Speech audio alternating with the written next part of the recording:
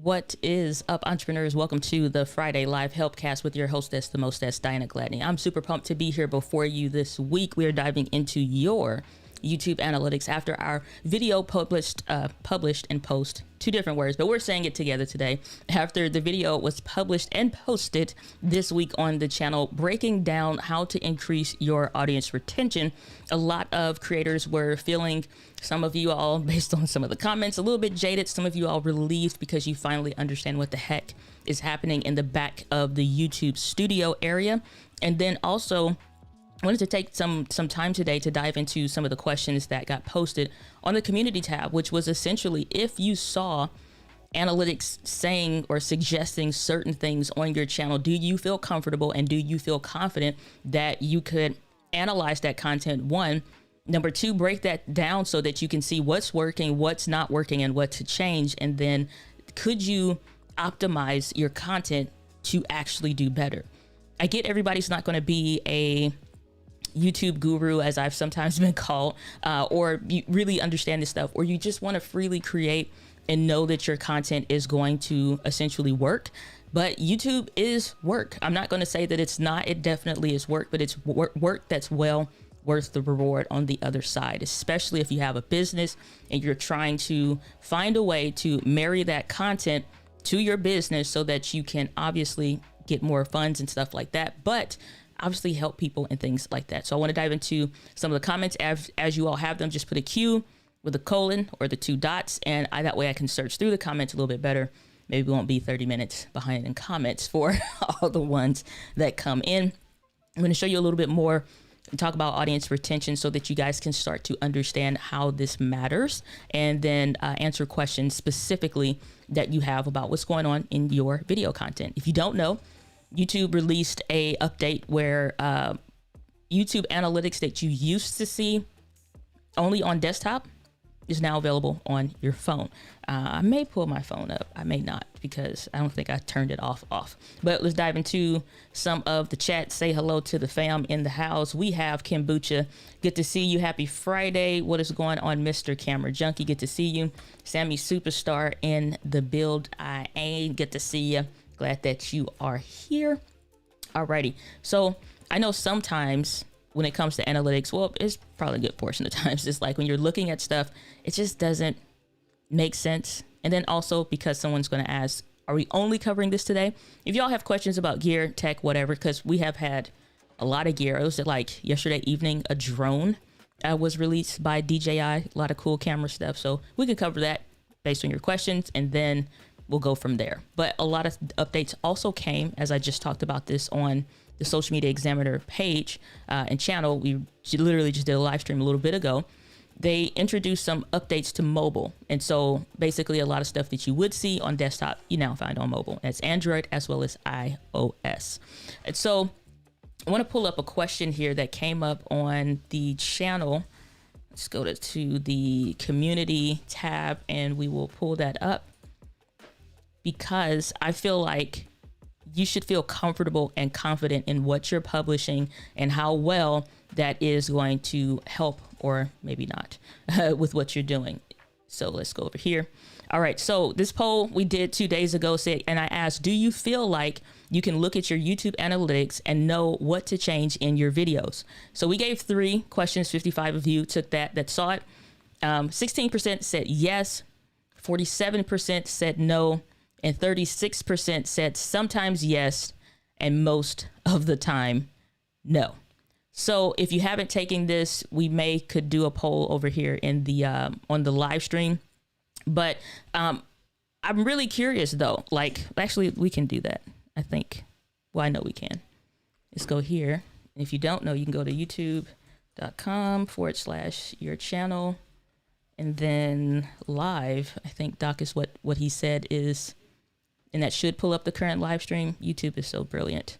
All right, let's do a live poll. If you don't know that you can do this, you can. And then I'm gonna try to pause for the calls so I don't get feedback loops. So if you haven't taken this, we could do a poll over here. Come on. Okay, are you frozen or are you paused?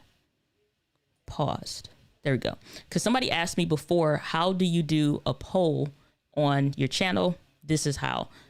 We haven't seen for a lot of updates that came through. I think it's like version 3.9 plus that's coming out, or already is out, excuse me, for Ecamm, which is what I use for live streaming.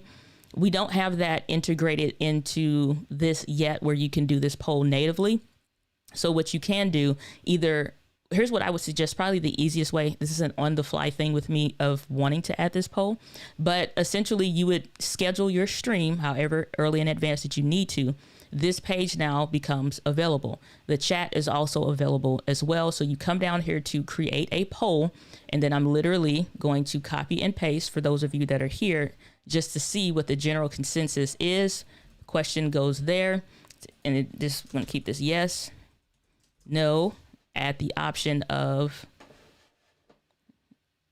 find the mouse, and then sometimes yes, most of the time no.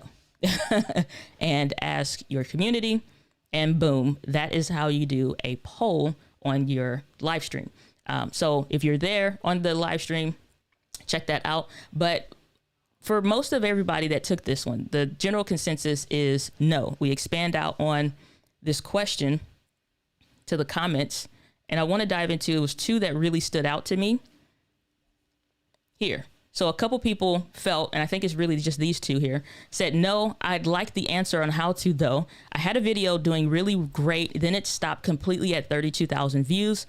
I thought about changing the thumbnail, but never did. Looking forward to doing Vlogmas this year again with you. This time last year, I was around 5,000 subscribers. Now I'm at 28.4 thousand subscribers. It's crazy. Let me make sure I got my thing going.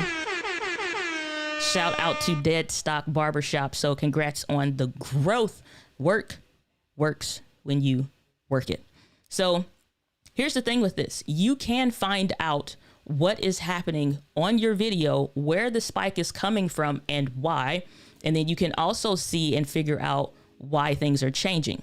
So I had this happen on a video before because it wind up getting accidentally added to a playlist.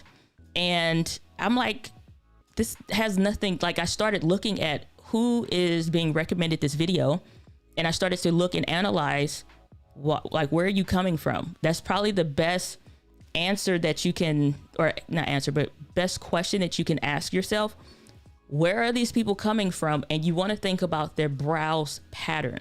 The browse pattern is going to be, what is your social behavior on this platform? You'll hear me talk a lot about social behaviors. And what I'm saying is when they go to search, they put something in that search bar, they get a result that is going to be based on the top recommended things that's related to that question that YouTube feels is going to best answer that. When you click on it, you're now at a video. Okay, there's another thing that I teach called the hierarchy of engagement scale. I'm not going to dive into that right now, but you'll see along the right-hand side, and then also when you get to the end of the video, things that are top recommended or whatever. But you'll also see on the right-hand side, the up next, the related and suggested panel. And then even that is starting to get tabs now. What happened was this got added to, I think, accidentally by somebody that watched the channel. It was some huge gamer channel, and they were trying to figure out stuff about their camera. Well, probably instead of them maybe hitting the like or share button or something, because that's further towards the right-hand side, they ended up hitting I think it may have been saved for later. So instead of hitting that they may have intended to, it got added to the playlist. This saw a tremendous spike in my analytics because I'm like, you notice when something's taking off, like you start getting a lot of comments on it, and that's what was happening. And then I'm seeing overall in my analytics, this video is categorically doing way better than what it was doing. And I'm really confused as to what triggered it, right? So you have to think about what is trending in your niche, and you can go to trends.google.com and start to take a look at what's happening. So to show you that video that I'm discussing, it was the setup for the Sony a6400 camera. This video is 52 minutes. I know most people off their Tuesday afternoon aren't going to be interested in watching a 52-minute video. This video specifically addresses a particular pain point. And if you look at the graph here, you punch in so you can actually see this was the bump. And so you see that like the trajectory of this video. So it's literally at this point where at this time frame, this video just took off. And when I say it took off, it just took off. And so it doesn't look like much now based on the trajectory of the video, but you can see what happened. So if I hit close right here, I'm gonna zoom back out so y'all can get more of what I'm about to click on. Up right there. Alrighty. So when I click on the see more, it's best to do this when you're first seeing it happen versus like many months now. But you can honestly see it was a gradual jump that happened in the analytics. So when I go to the traffic source, this video started to have a bunch of stuff that, again, it's going to give you like the who is watching this, like on where they're coming from. You have the YouTube search, you have external sources, you have suggested videos, browse features, channel pages, and then a bunch of other stuff down here, right? But if it was coming from the playlist, and here's how I know it wasn't my playlist and it was rather somebody else's. When you see down here playlist or playlist page or what have you, if it was my actual playlist, it would tell me which one of my playlists it was versus just saying it's a playlist. Does that make sense for everybody? Like it would say that it's actually a playlist of yours that's trending off. And you can see the impressions over here. You start to see where the playlist and playlist page, I promise you I passed kindergarten. I just can't draw a straight line with the mouse. The impressions is when you're looking at a video and you see a thumbnail rather. So go to youtube.com, you see videos essentially. That's an impression. You look at your, subscriptions page and you don't click on it, but you see it. That's an impression. And it's literally about 2 to 3 seconds that you're going to spend. But by the time, like I said, your videos are either clickable or scroll pastable. When they are scroll pastable, either they don't care about it in the moment or they just genuinely don't want to watch it at that point and they scroll past it. That is a signal that it's an impression, like they didn't care about it. They moved on to something else. So when you see an impression of how many people are getting exposed to your content, this is helpful for those of you that are trying to figure this stuff out. Because if a lot of people are being exposed, and this is where that whole fallacy of YouTube isn't recommending my content, I think you may be mistaken. Is YouTube not really recommending your content, or did you miss the mark somewhere, potentially most of the time with a thumbnail? Here's where we're at with this.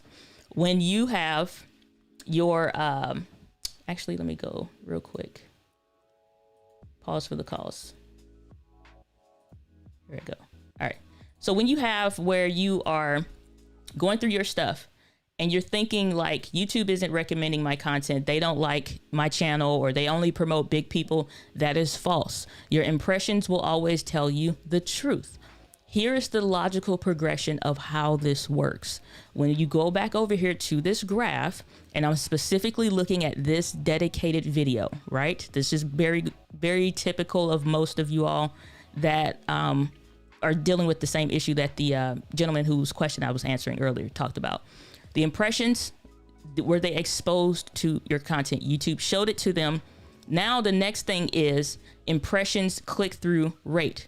Of those that saw it, how many people clicked?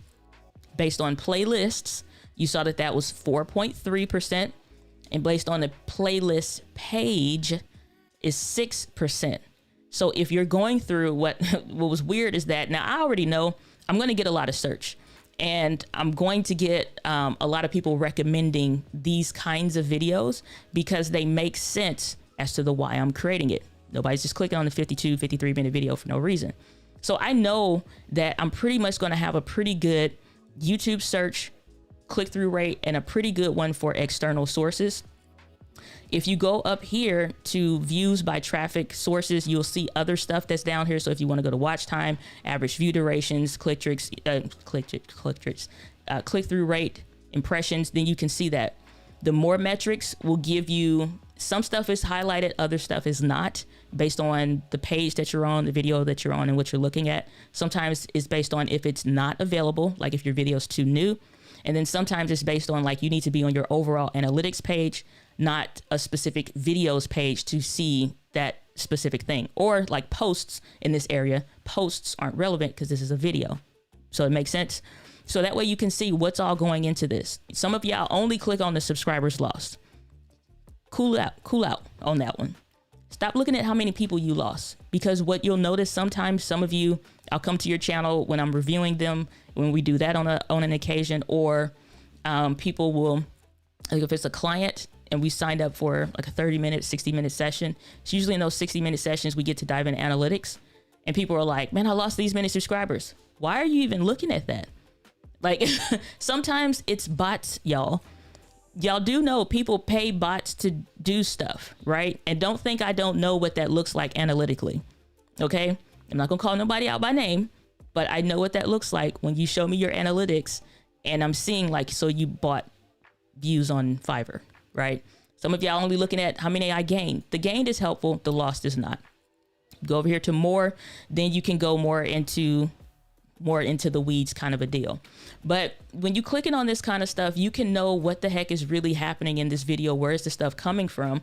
Because if I go and I don't want to get too deep in the weeds on that stuff, but let's see, time frame, you can change.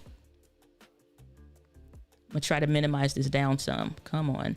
So let's say in the last 90 days, because right now this is since published. So in the last 90 days, let's say that this video was fairly new. Now you start getting into the weeds of more of what you're looking at. You don't have to look at the line chart if that's not helpful.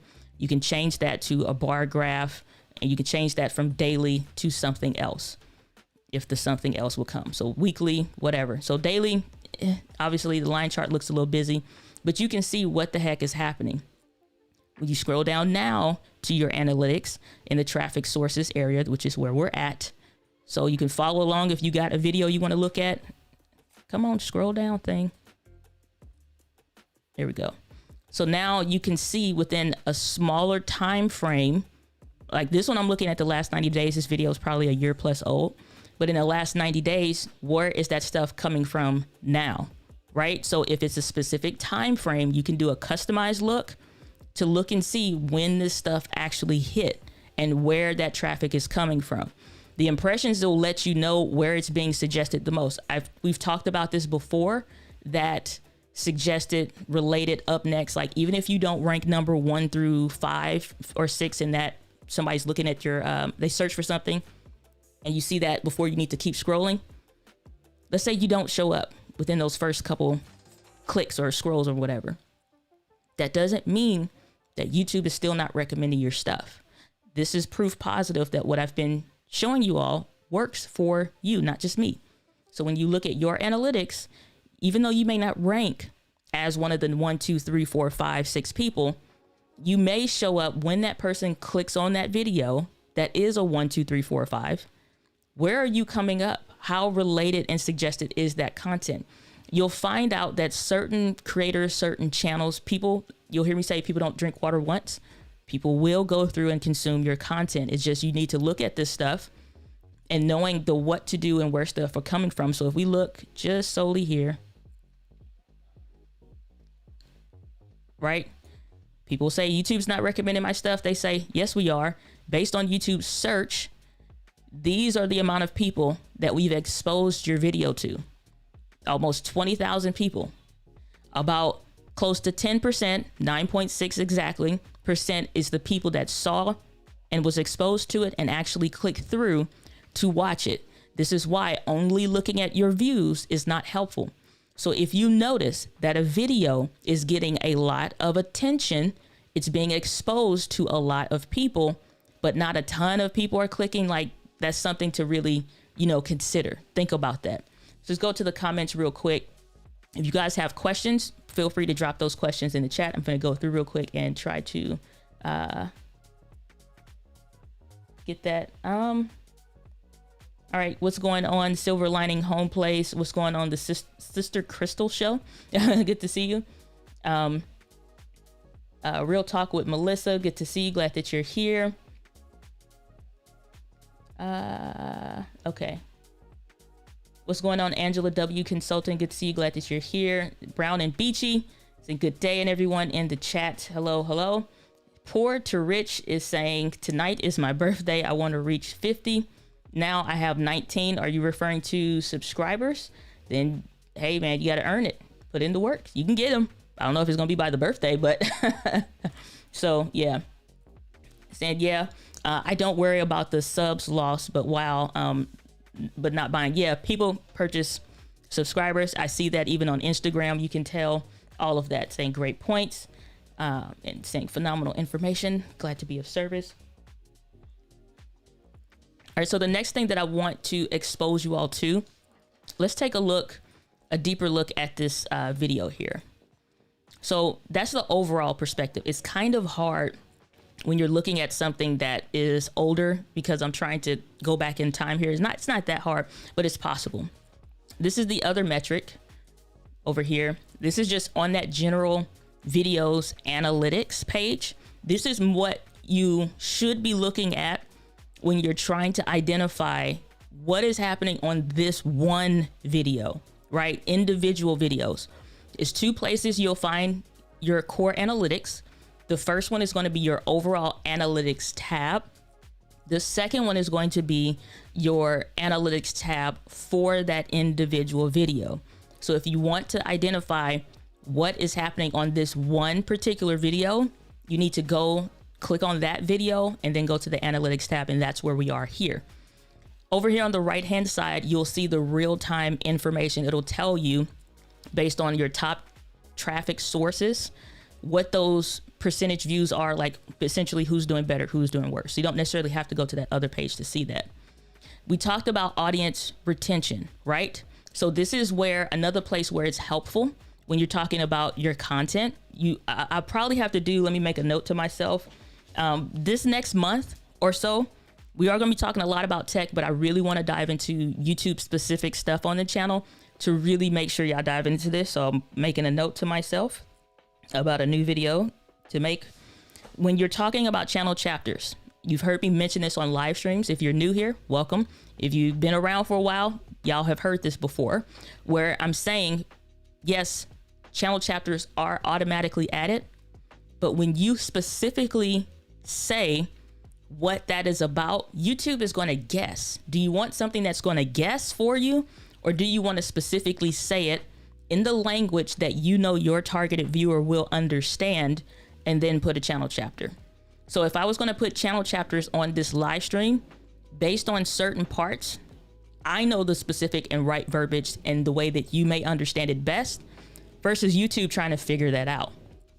So because I am on this one dedicated video, I know these videos are not going to hold people for the full 50 something, whatever. You're either going to come to really fully set your camera up. You're going to break this down over the course of a few days. Some people legit find out how much it is to a camera like this, A6400. And they say, you know what? I'm just going to keep using my Logitech Brio because I am not about this in these streets. Like, I am not about that life. And that is okay. So the average percentage viewed, which is your average view duration, is weak on this video. But what is strong on here is you'll see these individual lines up here, the vertical lines. Those are the channel chapters. So this video is very well documented as far as what is capturing y'all's interest and what were you most interested about on this specific part. So this particular part right here, if I wanted to know, and I'd already done this with this video, so I'm already aware of what is at the end of the video that captured people's attention. At this point is when we get into the live stream content stuff around setting up this camera. So you'll either see it a little bit before, but you'll see it afterwards, but you'll see people, they click, They watch this specific segment the least amount, and then from here on, they're skipping starting at the specific channel chapters, or get it, already know that what to do, or that's partially set up and skip to it. But where you can look at a normal video on your channel, you will be able to figure out what's working well and what's not. This is where this week's video that broke down how to increase your audience retention is going to be really helpful. If you haven't watched that video yet, I highly encourage you to do so. So let's take a look at a recent video that I did that was on like memory cards or something. So it's like a more tech-based video. So when we look at this analytics here, when we scroll down, you will see that individual audience retention graph for the overall video. So this is where that gray part here, the lowest part of that line, and you'll see this when you first publish a video, it's starting to get the numbers for it. So it won't initially publish for like the first few minutes or whatever. It takes a time, and then you'll see like the first hour, the first 2 hours, the first 5 hours, the first 10 hours, the first day, and on until you publish something else. And so that gray line, based on all of your content within, I think it's like the last year or something, or just about, I think it's either like the channel average or the last year. I have to go back and double check that. But the lowest line where y'all usually hit when it comes to a video that didn't really hit the interest point versus the highest line of that gray part. And then the blue line here is this video. And it will tell me the average view duration for this, which the video is only 2 minutes, 25 seconds. So I'm not too much so worried about that, because that's getting to the gist of it. And either they're skipping a certain part or they're just saying, screw it, I don't need to watch the end, right? And for these videos that are super short, you don't need a dramatic end, right? Just roll on to the next thing. So you'll see this particular part here at the bump is higher. Because this part is higher, what I encourage my clients to do is to start at the beginning part. Don't just start at that height part. Go back a little bit more to see where the sweep is. So when you look for the sweep, now go watch that entire little segment. This is also where you'll hear me say where the most people are skipping within your first 30 seconds. Not over here in these streets, not on this video. Some videos do better than others and some do worse than others, and that is okay. That's the nature of creating content. But that's overall, and don't be afraid to publish something that you know may not do as well if it's overall going to serve the whole of your audience, and be a good piece that I'll even make a piece that I know most of the audience is not interested in, but I know I get that question a lot via email. And because it saves me the hassle of having to literally write out a blog post or something, I just say this video answers that for you. So if it's something that serves in a different way, it's okay if the analytics ain't where they usually are and stuff like that. So be okay with that kind of stuff. Let's go to some questions real quick that you all have. What is up, FH umpires in the building, saying, can you help me understand how to do a comparative study of sources so I can make changes? Do you mean, now again, like the where they're coming from initially? Is that what you're asking? Let me know and clarify that for me specifically, Keely. You can compare videos. Let me see if I can do that for you and have to pick a few. And this is moving slow. Let me, you know what my problem is? The gosh darn internet tabs. I got up to the point where, y'all mind your business on this one. I got to the point where in my freaking phone tab, you know how it tells you like how many tabs you have open? Mine just had a smiley face. And I'm like, huh, does that mean I'm over 100 tabs on my phone? I'm down to 40 something, so I've been delivered. My computer tab, however, still needs a little deliverance, but neither here nor there. So a couple things here, Keely. So you have to clarify what you need and what you mean overall. When you go to your analytics tab and you go to engagement, and then you come down here in this area, let me get this number off of here. I don't know if anybody else's does that, but mine tends to stick. So I got to go up and above the line so it doesn't hit or whatever. But this key moments for audience retention is a thing. So this is something that's new to YouTube, where they're doing comparative analysis for you so that you can go and see which ones did well, intro moments, the top moments, and it gives you the list of those videos. And it says for here, the last 365. So even though up here you're looking at your overall analytics for the last 28 days, 90 days, or whatever you pick, this is going to tell you specifically in the last year. So if you want to change that, then yes, you need to go into specifics of what videos you want to compare against each other, but it will give you that overall general consensus on there. It's starting to do that now, which is super helpful. My battery and my mouse died at the most inconvenient moment. I think I have another one right here. I hope this one's not dead. This is where I want a Bluetooth mouse that don't need a battery. But the recharge messes me up too. All right, so now we back in business. So, all right, Keely, verify for me what you mean, and then we'll answer that one. Let's see here. So I was just glancing at my analytics, but if interviews I don't do as well as my breaking news, should I not do the interviews? What is the overall value that those interviews bring? Because some things, like, you don't want to get to the point that you're only publishing for analytics. If like blowing up, like, I get it, everybody wants to grow their channel and have it as large as possible, and that's fine. But what's the overall goal and the point of the video? Like, what is the overall point of the interview? If it is something that you fully believe in, that right now is not hitting where it should or where you ideally would want it to be, but it's like you really believe that that's important or that conversation needs to happen, sometimes your consistency pays off later, right? And this is something that if you have a new channel is also something to take hold of. If you quit when it's too soon, you don't really have enough quantifiable metrics to know. If you have, for example, 100 subscribers and you're noticing that it's not getting that much traction, like the channel is still essentially new at that point, it's like, should I stop this or should I stop? Sometimes you just need consistency, like determine it. How long have you been doing this show? Is that something that's new? When you first start a live stream, for example, when I first started live, there's nobody there. You're doing this kind of a content and you're, instead of saying, let's go to the comments, you say, if you're watching this on the replay and you have comments, put them down below and I'll be sure to reply, but let's get back into the whatevers. And you move on. There's nobody there. So sometimes that's not a good enough identifier. You can look at other things like the average amount of engagement that you're getting. Are you getting regular and returning viewers to that particular show that you're doing? Because some stuff is good. And then some stuff is like, yeah, we got enough subscribers to quantify. This is not really hitting right now. Let's not do this on the channel. That's why and where you'll see other people create a separate channel for their podcasts, because they don't want the podcast analytics to be something that is impacting their overall averages and determining for their core content what to publish and what not to. On that note, moderators, I'm throwing you a new link to add to your list of things. Oh, I said diana.link/video. That's not it. It's diana.link/vlog.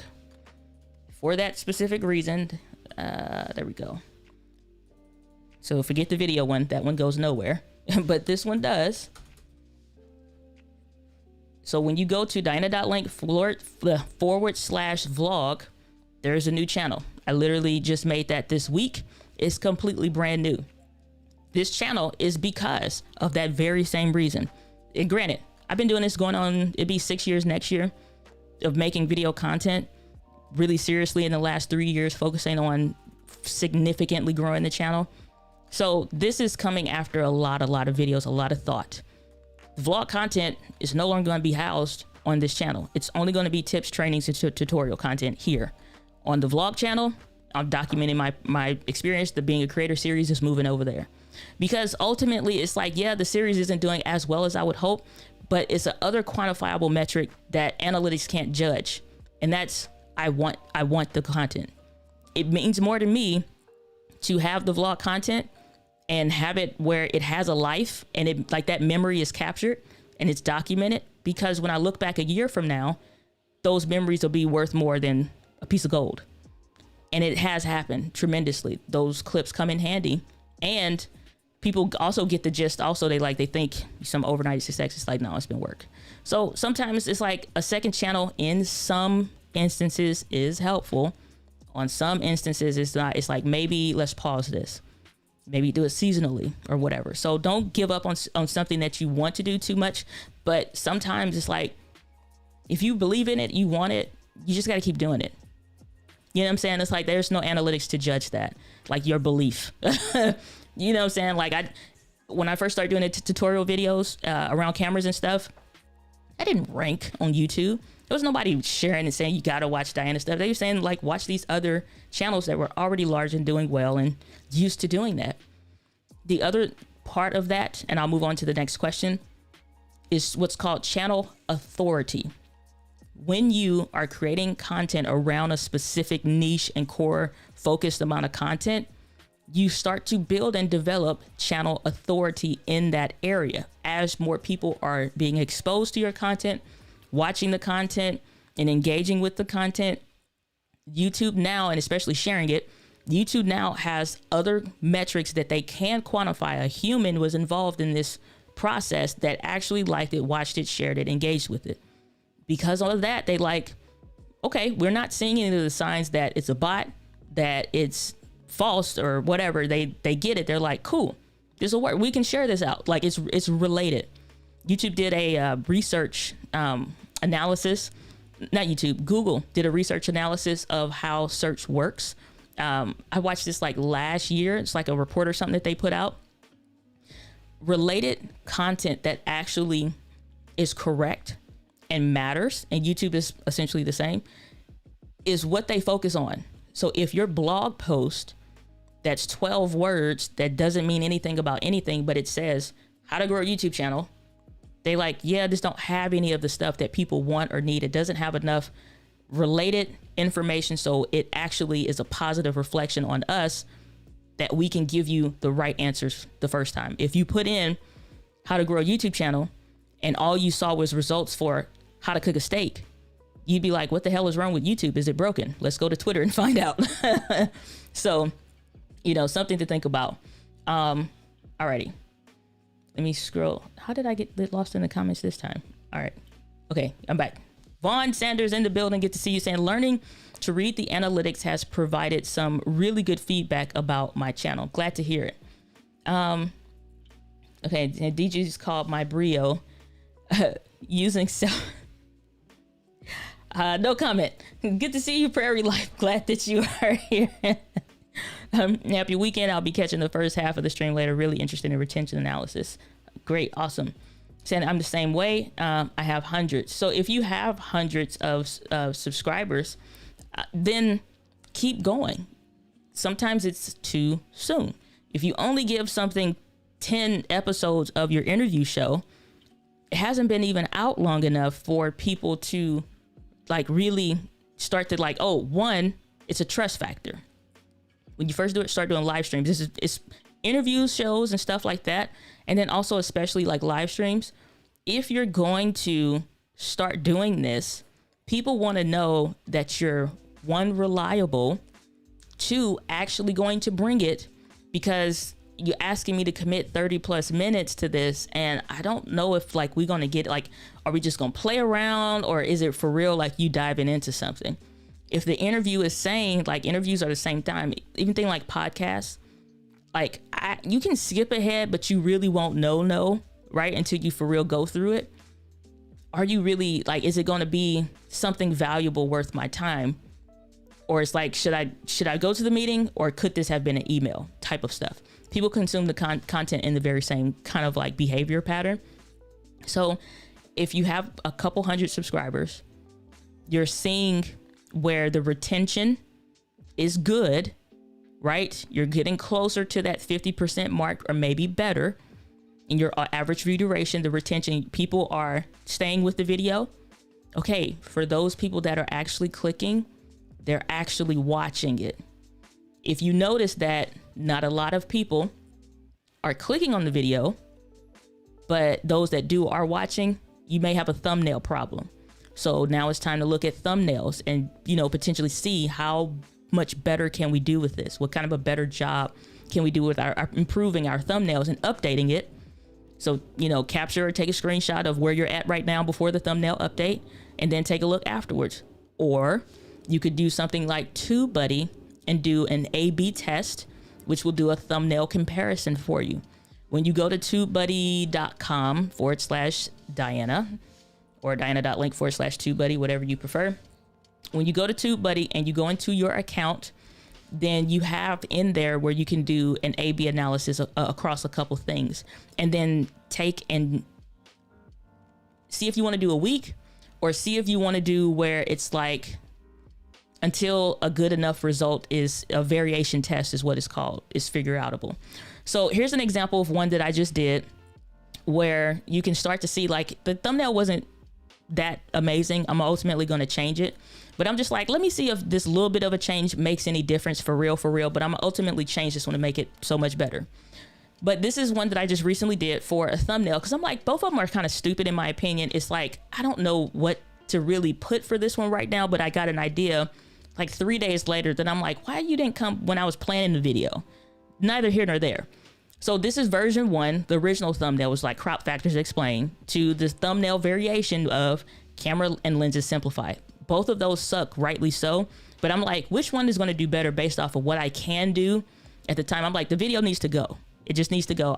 I can fix the thumbnail some other time because I'm not sitting on the video any longer. So did it. And I'm like, well, let me just see which one is going to be better.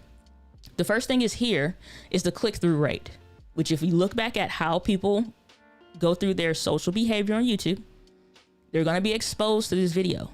YouTube is going to show them that thumbnail, the title, right? Based on that, it's showing that the original got 0.87% as far as like click-through rate. The variation one got less. So it actually was worse in that specific instance. So click-through rate drops a little bit. When it comes to the impressions to the clicks, it's like the variation did better. The watch time per impression. So everybody watched, I think you're pretty familiar with what watch time is.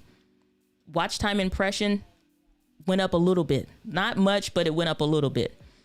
Daily impressions, as far as the first one, I think I only did this for a couple days. So honestly, it was not long enough. And then 2, it's not enough of a difference between the two. So we'll see when it's actually better, and maybe we'll come back and revisit how this one is doing. Total views, the variation did better. Average view duration, the variation did worse when they showed that thumbnail. And then estimated total minutes watched, the variation did better. So it told me up here at the top that it's not considered a significant statistic, which again came from not running the test long enough, because I stopped it because I'm like, you know what, they both kind of suck. I'm going to go with the second one because it's slightly different verbiage, but I ultimately am going to change it to make it way better than either of those two variations after I got a better idea. So you do want to run it to see what's better, but TubeBuddy will tell you, like, based on the total number of impressions and click, the original was better. Even though the variation did better in some instances, it like overall though, it's like you can go with that one and that one will be fine. So TubeBuddy helps when you're trying to figure this stuff out to make it essentially plain English to know what to do. You just need to run the test long enough. How does A/B testing work on TubeBuddy? It will have both thumbnails. And if you're paying attention, you'll see this on some of your favorite creators. They'll say, let's say on Twitter, we're about to publish a video at 3 o'clock today. You say, cool, I'm already subscribed, got notifications turned on. I hit the bell. They hit the bell, they get notified. You see what the thumbnail is for that point, but that doesn't mean that video goes away after you watch it. What's going to happen now is YouTube is now going to show them, if they're doing a thumbnail variation to see initially which one is doing better, come back in about 30 minutes to an hour. Usually it's about every 1 or 2 hours. You're maybe signing back in, looking at see who published a new video. On your subscriptions tab, you'll notice that your favorite creator now has a different thumbnail, or maybe it's recommended as you're looking through other stuff. So this DJI drone came out. There's something else happening, with it. People are still publishing videos. You're not done watching all of them. So you like, did such and such upload a video, or who else got a video around this? You notice on that second go round, that's a different thumbnail than before. Like, did they change it? doing an A/B variation test. Sometimes they just change it, A/B variation test. So that way, you know, if people are clicking on my thumbnail, they're being exposed to it, they're clicking, but the average view duration is lower, you got a content problem. If people are being exposed to the video, not that many people are clicking on it, but for those that do click, they actually do get a higher average view duration, then you like, I got a thumbnail problem. So that's how you can start to analyze that stuff when you are looking at it. All right. Saying, wait. Saying I'm not saying nothing about them tabs. I'm glad. All right. I'm trying to live my life out here in these streets. And saying I'm not talking about emails, tabs, and Windows.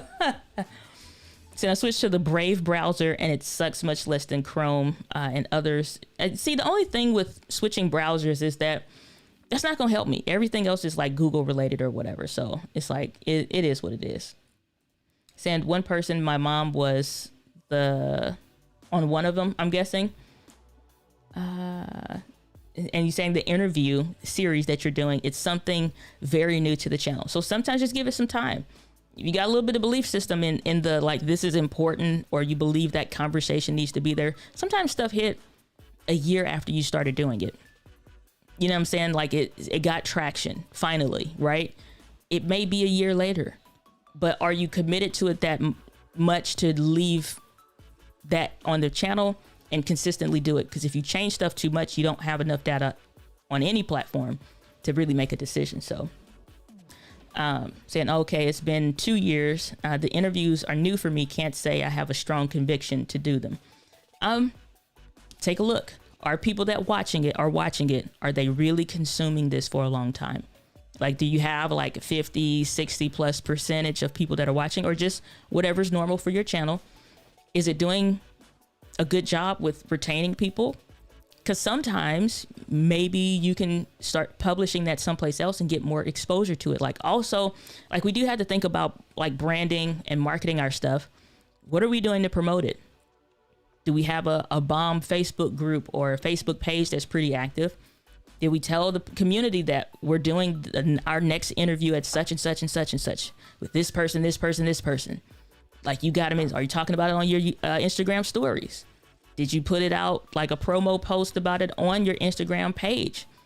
Did your email list get an email update, and like you're constantly maybe bringing up the conversation more and more in the email, and you like, it's happening. Thursday is the day. We're going to have our interview series with such and such about this topic or whatever. Asking, what are your questions about this? What are you frustrated about with trying to figure out? Like, somebody was a lactation specialist before doing a channel around that.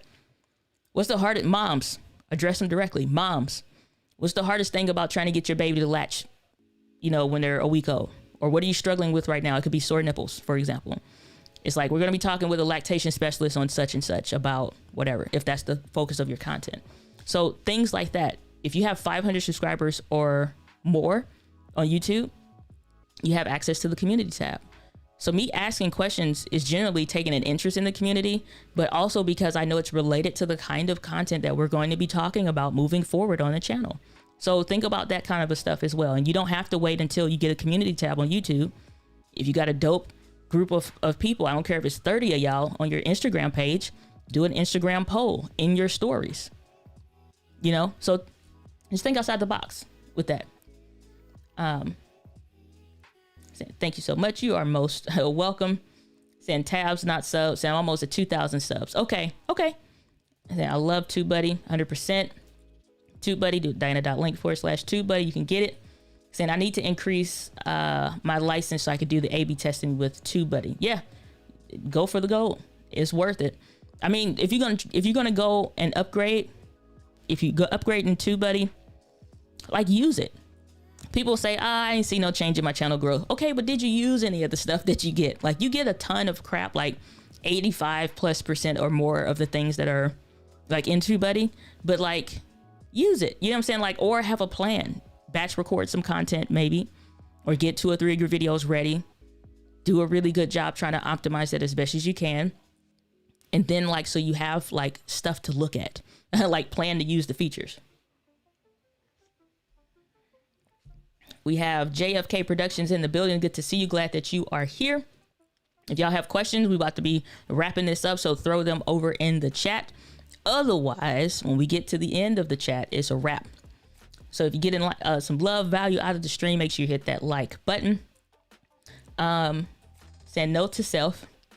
If you just started, ignore the damn analytics. And that is 100% correct. And I'm glad you bring that up. Because, again, that's what I was saying earlier.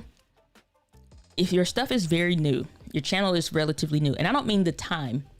Sometimes you can have a channel and have it for 6 months. Or even literally when you create a Gmail account, you already kind of get a YouTube channel. Like you have that account for a long time. Or maybe you set one up and then you're like, I'm going to start in 6 months. It's still going to say the start date from when you set that channel up is the actual start date. So like, when did you actively take a real honest and focused look at like really doing it? So for example, if you look at my channel, I think it says something like June of 2016 is when I created the channel. It wasn't until February 2017 that I actually had invested in myself and actually was at that point of putting in educated work on the channel. And I'm like, oh, now let me learn to optimize. Oh, those thumbnails really do suck. Worse than the one that I just showed you. It's like, oh, it really is, you know, X, Y, and Z. And I really started to put an honest and focused look at what I was doing. YouTube is not going to say, well, when you got serious was this time. So you have to know within yourself, how really new and focused is your channel? When did you really get serious about this? Now go for like 6 months and then see what's happening. But just because nobody clicked, like, you got to have a deeper conviction than that. Also be producing micro content. So as you all know, we have our Mastering Micro course. Go to masteringmicro.live and check it out. So in that course, we talk about repurposing content. It's plenty of snippets, for example, out of today's live stream, where I can take and say, put this piece here, put this piece there. We can redo this. Here's a good quote, something that came. Like, we can pull and source a ton of content out of this video, and we will. What are you doing to promote your own content? I get a lot of times on TikTok, especially, people are like, where is this? Where am I? Like, yeah, cool. Thank you for the 60 seconds or less video. Where's the full thing on this? Where can I find you? They'll ultimately see like the Instagram link or profile or something, come back around, and then they like, I found you on TikTok. Those have been very rewarding comments to see. They'll just like, again, the progress. When somebody wants more, where do they go? Where can they find you? TikTok is a sleeper. It's the Matrix. If you ain't on the Matrix, you tripping. Like, for real. I don't care where you at. People are like, I'm tired. I want to do another platform. Have you been doing the other platforms like that for real though? Like, if you was dating these platforms and they had to give you a rating, would you get a low rating? Is your dating score low? Okay, you need eHarmony. No, I'm just kidding. But think about it though. How actively active are you really being on these platforms? Or are you just posting and ghosting? Like, you're just doing some stuff. Like, I think right now is a really good time to look at, where do you want growth at? Why, where are your people at? Essentially, where can you meet them? And then what content do they want there? And start publishing content that is like, if you got these dope interviews, and get your channel name again, Real Talk with Melissa. If you got these dope interviews and like, that like, we need more conversations around X, but people just haven't heard about it yet, start promoting your stuff. You need to promote your stuff like you paying for ads. You know what I'm saying? Like, these interviews, if it's with somebody that's like some super genius in the space, nobody knows about this expert. I'm bringing them to the table. Like, Red Table Talk was only juicy because they gossiping about whatever. But then it do be some real issues where we like, I want to hear what you got to say about this, because this is important. And it starts to drum up conversations. Then you can follow that up maybe with a live stream. So if you got 2,000 subscribers, Melissa, think about that. Like, what's those conversational pieces? You know what I'm saying? So think about that. And then speaking of super chat, thank you so much for the love. Appreciate that, Sen. You're awesome. Thank you. You are most welcome. Glad to be of service. Sen, see, let me show y'all the beautiful magic of Ecamm. When you're doing a live stream and you have someone that says something so offensive, you have to correct it like this. Let me just, white chocolate. There you go. And now you have been saved and delivered by Ecamm. Go to diana.link/Ecamm. No. Have a good day. Have a good white chocolate day, JFK production. All right. I think that is all of the questions. I think, let me just scroll. Let's see here. What's going on, Arisha? Is that the right way to pronounce your name? Just let me know. Love that thumbnail picture you got there. Same question. How does management feel about some holiday Wheel of Wonder? I will say that management has approved the request for a Wheel of Wonder giveaway. We will see what the community wants, or what is, I think I want to do maybe like a holiday package as we get close to that time, probably before Christmas, so that it's not like hitting, because we already know shipping and stuff is going to be different. So Wheel of Wonder, for those of you that know, is a game that we play here where we do giveaways and stuff. So I'll hit up some of my sources and see if we can get, maybe we can get a TubeBuddy license account for you all, a premium one or something. Maybe get some Ecamm stuff and some Ecamm swag. Probably give away some memory cards. And what else have I given away before? What's something I haven't given away? We haven't given away a camera yet, but we ain't there yet out in those streets for me to want to do that yet. Maybe we'll give away like a cam link or some other stuff. We'll give away some gear though, specific. And I got some companies that I'm working with now, so maybe we'll find some stuff to give away. So we shall see out here in these digital streets. But we'll do a good holiday Wheel of Wonder. So management approves your request, Kombucha. Since so many subscriptions. K-Walk Comedy, good to see you, Kathy. Glad that you are here. And laughing, saying, nope, I suck on the other platforms. I need it. You've been ghosting. Posting and ghosting is not even a strategy, but it's the number one strategy that most people use. Post, engage, promote.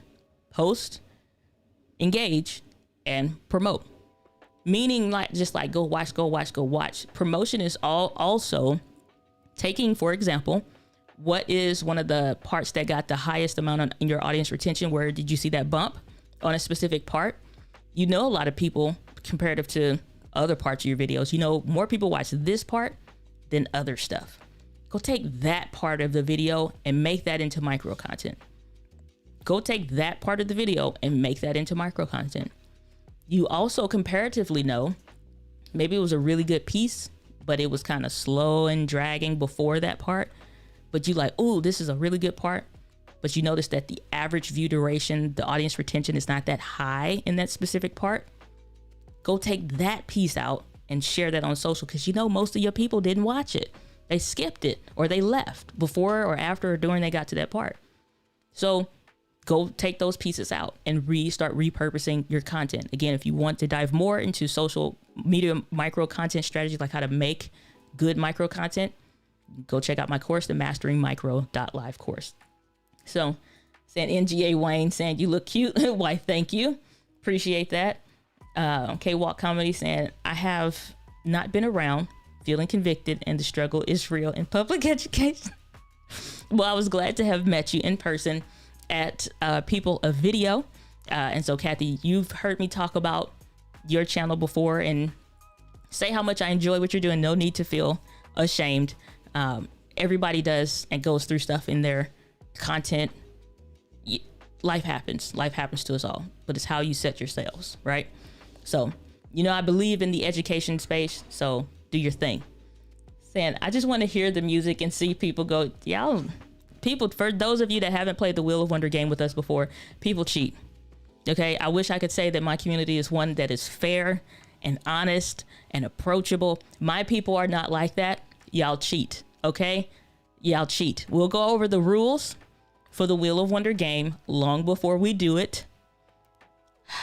And hopefully we can get some master moderators or something, okay, to give some swag to in advance or something, like manage the chat, because y'all cheat.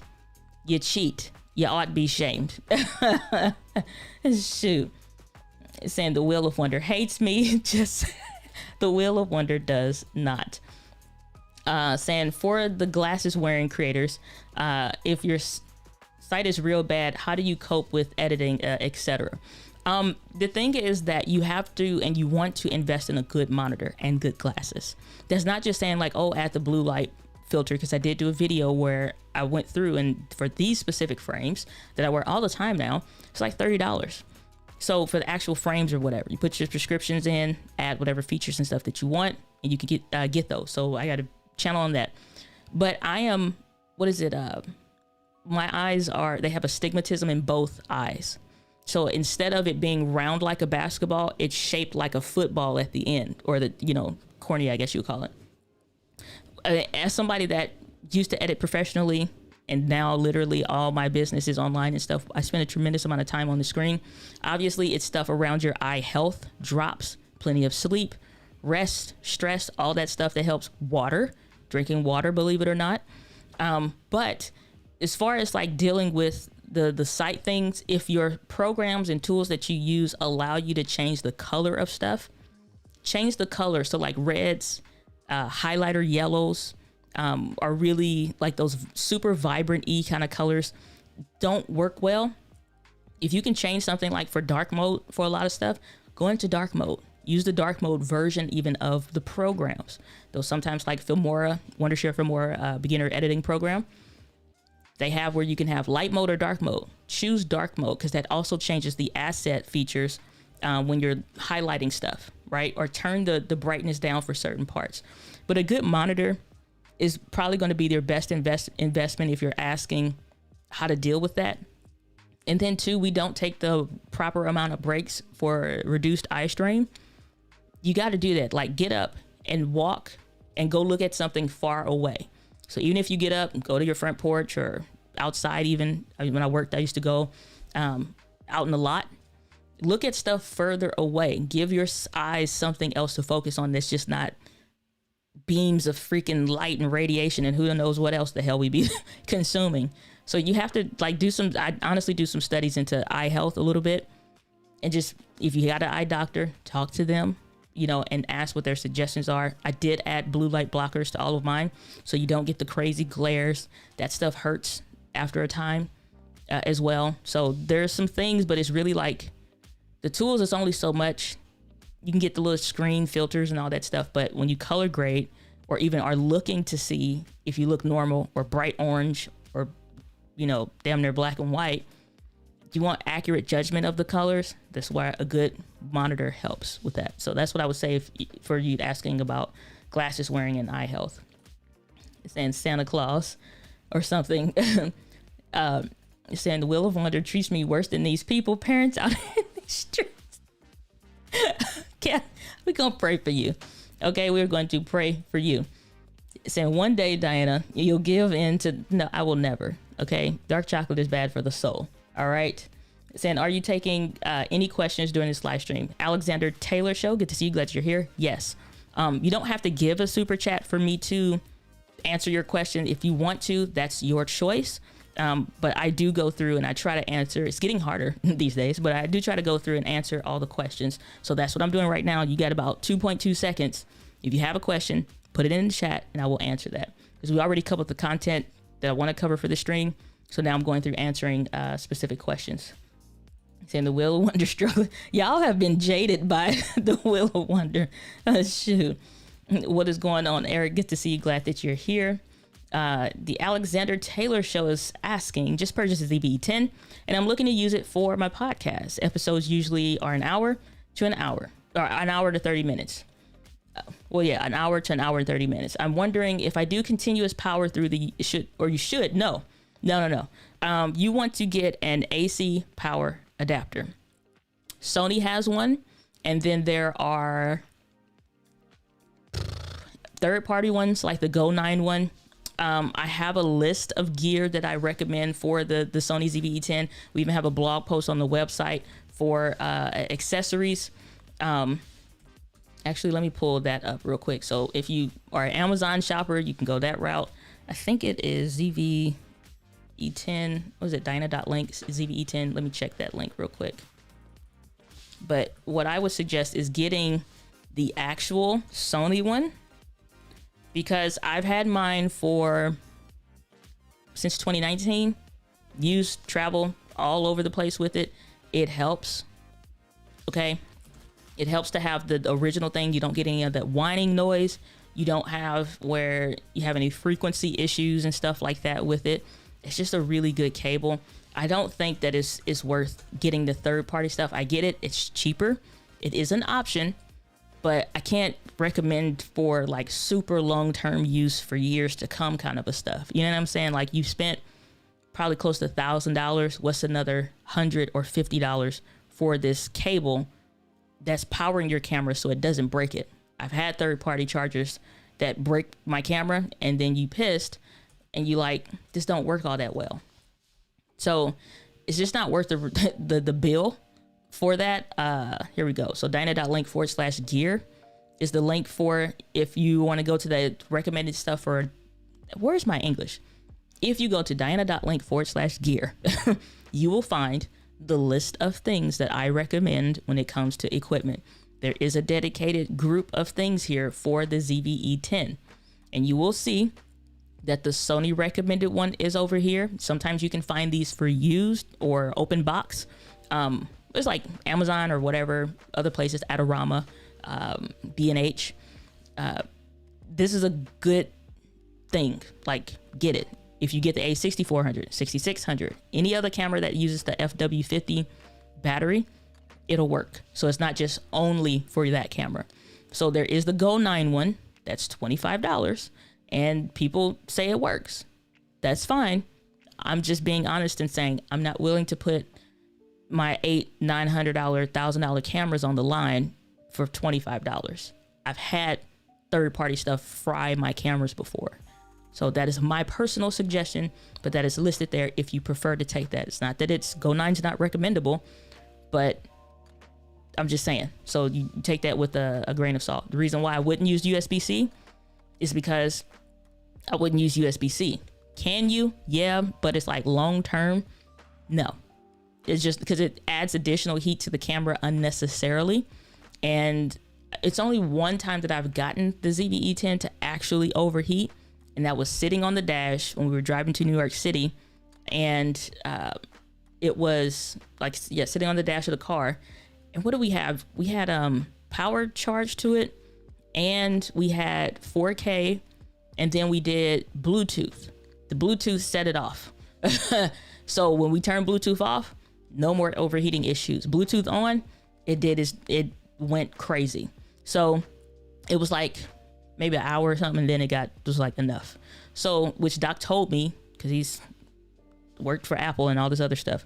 It's like Bluetooth is always known historically to do that, to gear essentially. So if you want to have like your phone connected while you're doing this stream or something like that, don't with the USB-C. Get an AC adapter, then you'll be fine. I've done that and that's been fine, but not through USB-C. And I think that's probably true for any camera. So that's my recommendations as far as that's concerned.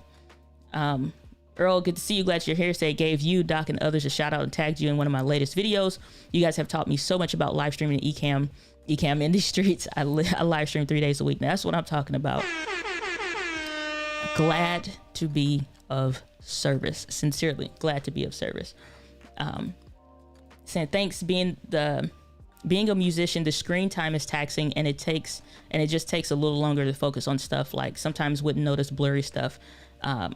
Thanks for the advice. 100%. That happens when you notice that your eyes are getting stressed. Stop. I get deadlines. Just say you need to extend the deadline or push the video back. Early last year, I strained my eye. It is the absolute worst experience for somebody that does what we do, right? I promise you, it is scary and it is frustrating and it hurts so bad. It's not like a burning sensation. It feels like somebody taking a pin and like stabbing you in your eyes and stuff. Like it feels really bad to have a severe eye strain. And I did that with, again, wrong glasses. The blue light blocker stuff did help, but it doesn't help after the fact as much. You still got to rest your eyes. And I mean, like covering it with the whatevers and stuff, like going to bed early, taking breaks. Went to the eye doctor and he was like, yeah, you cool now, but you don't want like surgery and all that stuff for your eyes. Because once your eyes go, it's like, I don't know nobody giving eye replacements successfully. Shoot. You know what I'm saying? So take a break, extend the deadlines, give yourself extra time in your deadlines, even if you need to in your contracts for your work, because it's like once your eyes is gone, it's gone. So you gotta take care of your eyes for sure. Saying no, that I missed the Wheel of Wonder. No, I just said we were going to do like the Wheel of Wonder giveaways. We're going to. Ruth Ears Kitchen Studio, good to see you. Glad that you are here. Alrighty, saying I remember when the streamer Fozy broke 3 of her Sony cameras in one day with the same third-party battery. Don't risk it. Yep, I don't buy third-party batteries, and I don't use third-party AC adapters. That bill at the time I was with Canon, but that bill for repairs is not worth it. I don't care if you got the coverage, like the time away, your content schedule is jacked. Now you got to use your phone or something else, and it don't look right. You know what I'm saying? Comparative to what you've been using, it sucks. Like it throws your whole mojo off. Like it's just like the $130 or even $100 for some of these AC adapters that's by the brand is not worth it to like skip over that, because now you're gonna pay $350 plus in repairs. It's not worth it. It's only one third-party brand called it's y'all know what I'm saying. Yeah, if you've seen the one, what is it called? Jeez Louise. Rice Up. It's a weird name, but I've been using them for years because Sony doesn't make the AC adapter for the Z batteries, the A6600 plus, Sony A7C, A7 IV cameras. So you don't have a choice at that point. But those are reliable. So if you're going to get something, Rice Up, RAEISSUP, whatever the hell the company, that's what I call them. All right. Last question, saying, okay, thank you so much. You've helped me a ton with my gear. Helped me elevate my podcast on YouTube. Well, glad to be of service. Really pumped that. Really pumped to hear that. Put it that way. Really pumped to hear that. So hopefully you all got a ton of value. If y'all have, I'll give like another 30 seconds for like questions. If you have questions about your gear, live streaming, we covered analytics earlier. But if you have a question about your YouTube analytics, feel free to ask. I want y'all to be comfortable going into this last half of the year, analyzing what you have done so far. Where is stuff at? How are things working on your channel? How are your people receiving that content? What do they want more of? Because the asking them, tell me what y'all want to see more of question goes nowhere. Like it doesn't do anything. If you haven't checked out the new channel where the Being a Creator series vlog is going there. Also other stuff. Doc and I did about 2 hours in the car talking about content creation and a bunch of other stuff on our drive to New York. All those little snippets and clips and stuff that just don't make sense to have on the channel are now going to go to my personal channel. This is only going to be the vlog channel, so AKA Diana Gladney Vlogs. So stuff coming there is brand new. So be sure to check that out. Go to diana.link/vlog to do so. And with that, guys, live with passion. I'll see you on the next video.